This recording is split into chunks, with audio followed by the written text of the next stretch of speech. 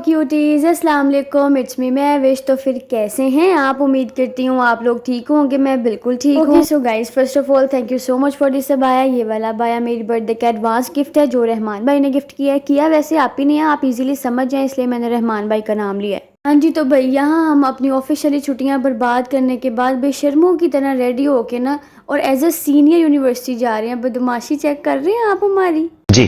भाई साहब, मैं अपने दिल की बात बताऊं ना, तो मैं चाहती थी कि यूनिवर्सिटी खुले, हम जाएं आएँ मज़ा करें याशी करें। घर रह के ना थोड़ी लाइफ बोरिंग हो गई थी, लेकिन यूनिवर्सिटी ने ऐसी कोई अपनी औकात दिखाई है ना, ऐसे चुन चुन के घटिया सब्जेक्ट दिए हैं और ऐसा टाइम टेबल बनाया है ना, दिल करता है बंदा ला जुती ले ते पाक हुस्सा ले और गिने बगैर इनको गालियां दे।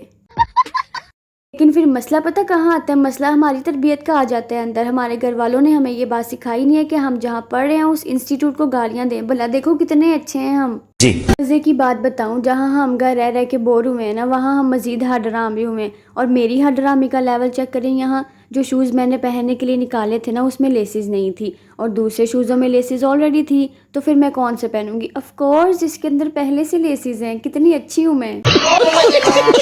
जी, तो भाई पूरा समर विदाउट एसपीएफ यूनिवर्सिटी जाने के बाद ना मुझे आखिर लास्ट पे एहसास हो गया है कि SPF is important for skin. तो फिर अब हम ये भी लगा लेते हैं। भाई जितना भी इम्पोर्टेंट डे क्यों ना हो यूनिवर्सिटी में, मैंने कसम खाई है मैंने कुछ नहीं लगाना तो नहीं लगाना। तो sorry for the low video quality. हमारे रूम की जो बड़ी लाइट है वो ख़राब है। अब या तो वो किस्मत से ठीक होनी है या फिर वो पापा की डांट से। तो आप दुआ करें कुछ हो जाए।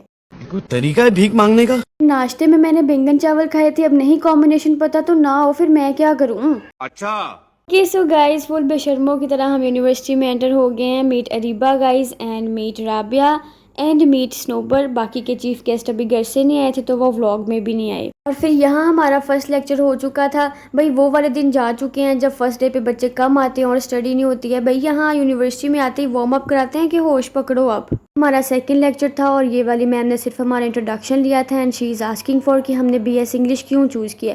और फिर कमाल की बात यह कि हम इतने नालायक हैं, हमें चैट जीपीटी से पूछना पड़ा कि हमने बीएस इंग्लिश क्यों चूज़ किया है। कौन है ये लोग?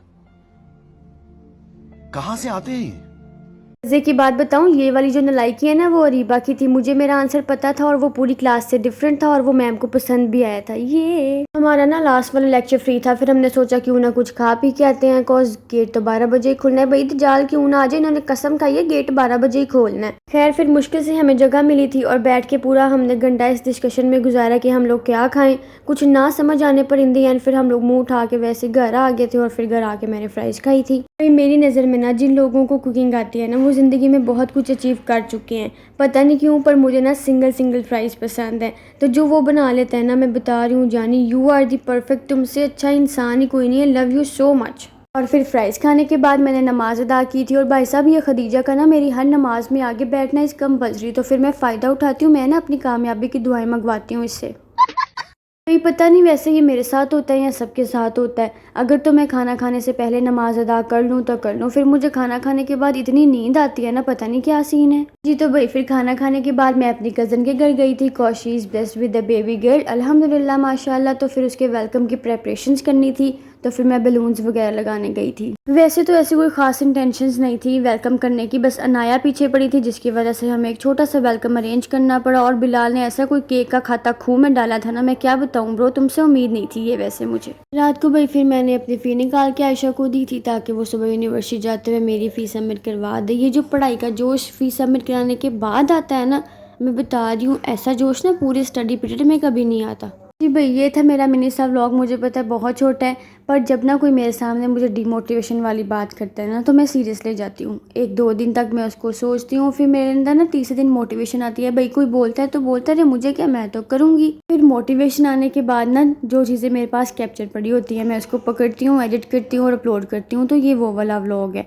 इसलिए ऐसा है। बाकी वीडियो पसंद आई होगी तो ज़रूर बताना। मिलते हैं नेक्स्ट वीडियो में। Bye bye. आज के लिए फिलहाल इतना ही। आपकी तरह मैं भी मायूस हूँ।